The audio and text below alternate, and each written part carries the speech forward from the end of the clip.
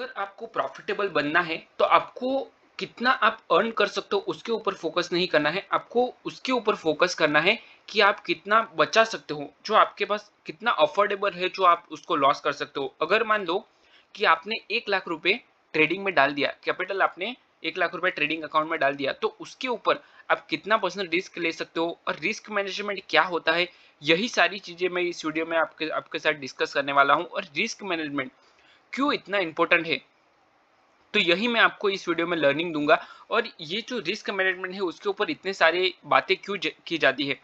तो अगर आपको प्रॉफिटेबल बनना है तो एक ही चीज ऐसी है जो आपको प्रॉफिटेबल बना सकती है। जो भी 90% ट्रेडर लॉस में है, वो उसको किसी को भी आप पूछ लेना कि आपने रिस्क मैनेजमेंट अपना फॉलो किया क्या, तो उसका आंसर आएगा कि उसको नहीं किया होगा। 100% कहीं ना कहीं, मतलब उसने कॉन्शियसली या अनकॉन्शियसली नहीं किया होगा, यही उसका रीजन होगा। ठीक है, तो ये जो सारी चीजें मैं आपको बताऊंगा सारे एग्जांपल के साथ, मतलब मान लो कि आपके अकाउंट में कितना कैपिटल है, आप कितना रिस्क ले सकते हो, उससे लेके सारी रिलेटेड बात हम इस वीडियो में करने वाले हैं। ठीक है, तो बिना टाइम वेस्ट किए हुए हम लोग वीडियो को स्टार्ट करते हैं।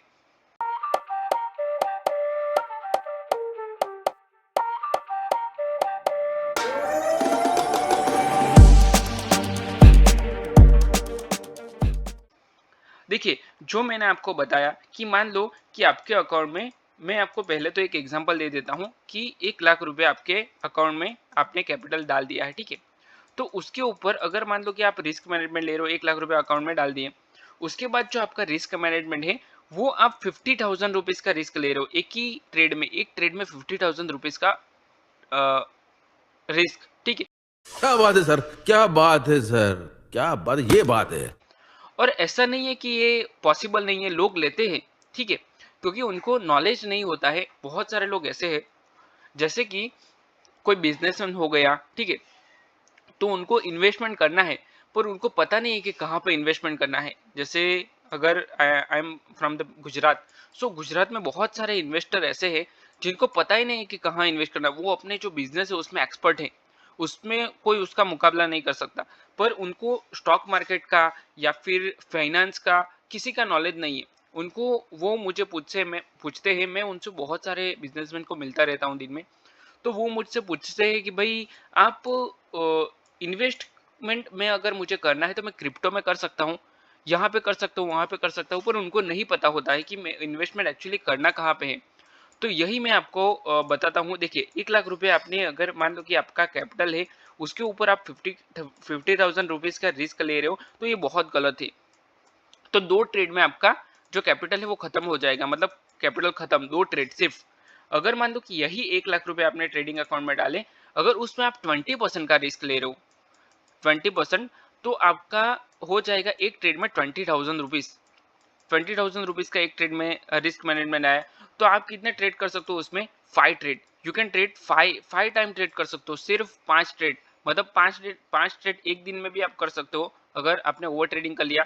अगर 5 दिन में भी आप 5 ट्रेड करके अपना कैपिटल लॉस कर सकते हो। ठीक है, अगर आपका 5 ट्रेड लॉस हो गया तो आप पूरा कैपिटल खत्म। ठीक है, इस तरह से आपका कैपिटल खत्म हो सकता है, वाइप आउट हो सकता है।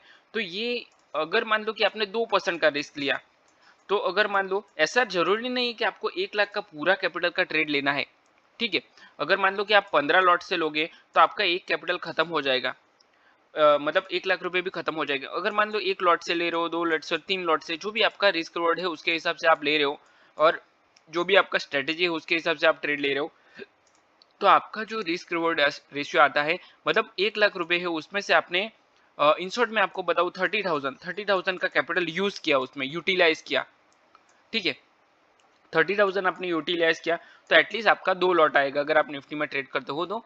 ठीक है, बाकी इंडेक्स का अभी नहीं बोलेंगे। ठीक है, अगर मान लो कि 30,000 में आप रिस्क ले रहे हो, तो आपने उसमें 2,000 का रिस्क लिया। ठीक है, 2,000 का रिस्क आपका आया, मतलब 2%। 1 लाख रुपए आपका पूरा कैपिटल है और इसमें आपने 2,000 का रिस्क लिया। इसको ध्यान से समझना, 2,000 का आपने रिस्क लिया और आपका जो कैपिटल है वो 1 लाख रुपीज है, पूरा कैपिटल। और 30,000 आपका एक ट्रेड में इन्वेस्ट हुआ है, यूज हुआ है। ठीक है, मार्जिन उतना यूज हुआ है आपको, तो 2,000 रुपीज का जो रिस्क है वो 1 लाख का 2% हो गया ओनली। ठीक है, तो आप इसमें 5 ट्रेड लोगे, 5 ट्रेड लोगे, 5 ट्रेड में भी अगर आपको मान लो कि लॉस हो गया, 5 ट्रेड में लॉस हो गया, ठीक है, अगर 5 में भी लॉस हुआ तो आपका कितना कैपिटल गया, सिर्फ 10,000। आप समझ सकते हो, 10,000 रुपये सिर्फ गए। तो आप जो अपना ये कैलकुलेशन को बहुत अच्छे से समझना, 10,000 रुपये गए तो आपके पास कितने बचे, 90,000, 90,000 बचे हैं अभी तक, ठीक है। तो ये 90,000 से आप अगेन प्रॉफिट कर सकते हो। ये जो 90,000 रुपीज है, उससे एक ट्रेड में अगर आपका बड़ा प्रॉफिट हो गया तो एक ट्रेड में ही अगर मान लो एक ट्रेड में बड़ा प्रॉफिट हो गया तो एक ट्रेड में 15,000 आप निकाल सकते हो, ठीक है, एक ही ट्रेड से। तो ये सारा लॉजिक होता है रिस्क मैनेजमेंट, यही होता है। अगर आपने रिस्क मैनेजमेंट को अच्छे से फॉलो किया तो आप इसमें प्रॉफिटेबल बन सकते हो। चाहे एक ट्रेड आपका प्रॉफिटेबल हो या फिर 2 ट्रेड प्रॉफिटेबल हो, आप इसमें अच्छा खासा प्रॉफिट कर सकते हो, ठीक है।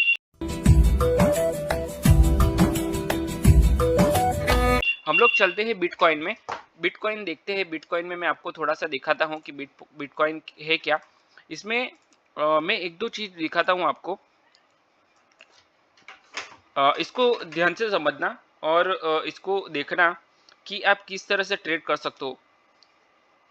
देखो, यहाँ मैंने एक बीटीसी का चार्ट ओपन किया हुआ है ये, और इसको भी समझना बहुत जरूरी है। देखिए, यहाँ पे हुआ क्या है कि मार्केट कंसोलिडेट कर रहा था, कंसोलिडेट करने के बाद ब्रेकआउट किया, ब्रेकआउट करने के बाद रिटेस्ट करने के बाद कंटिन्यू मोमेंटम के साथ चल रहा है, और अगेन ये जो लेवल था, प्रीवियस डे का जोन था, उसका मार्केट ने ब्रेकआउट किया है।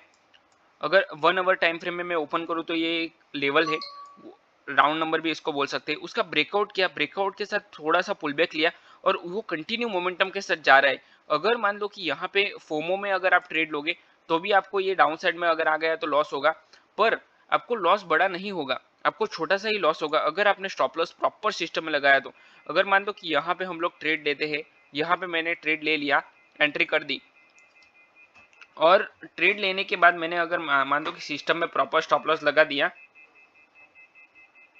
तो आपका जो लॉस है वो बहुत कम आएगा। मान लो यहाँ पे आपने एंट्री की और आपका जो आपने सिस्टम पे लॉस लगा दिया, तो आपका हार्डली थोड़ा सा ही लॉस जाएगा। मतलब जो मैंने बताया, मान लो कि 2% का आपका लॉस दिख रहा है, तो एक ही ट्रेड में आप इतना बना सकते हो, ठीक है। एक ही ट्रेड में आप 10% 15% बना सकते हो। अगर मान लो कि आपने 15% एक ही ट्रेड में बना लिया प्रॉफिट, तो आपका 15,000 उसी वहीं से निकल गया, ठीक है।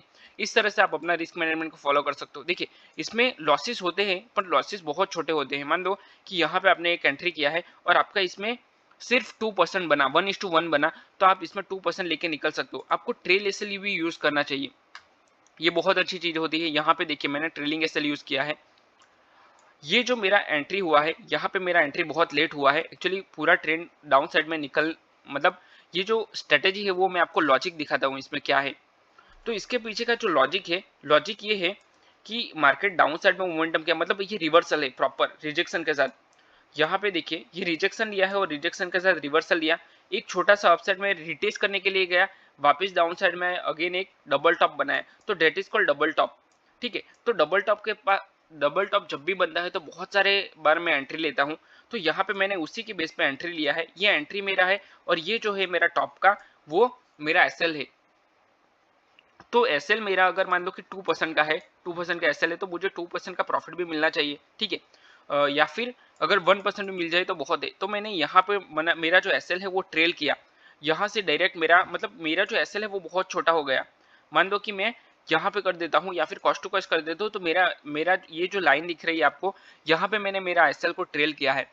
तो ट्रेलिंग एसएल मेरा यहाँ पे हिट हो गया, ये जो ग्रीन कैंडल बना बड़ा सा हिट हो गया। और ट्रेल मैंने क्यों किया, ये स्विंग पे ट्रेल किया मैंने, अगर ये स्विंग को ब्रेक करता है तो मेरा एसएल ये खा जाएगा। और ये क्यों करना चाहिए वो भी मैं बताता हूँ आपको। देखो, यहाँ पे मेरा ये एसएल खा गया, क्यों, उसका रीजन ये है कि यहाँ से डाउन साइड की एक ट्रेंड लाइन आ रही है, तो ट्रेंड लाइन का सपोर्ट लेके मार्केट अप साइड में जा सकता है, ये मुझे पता था।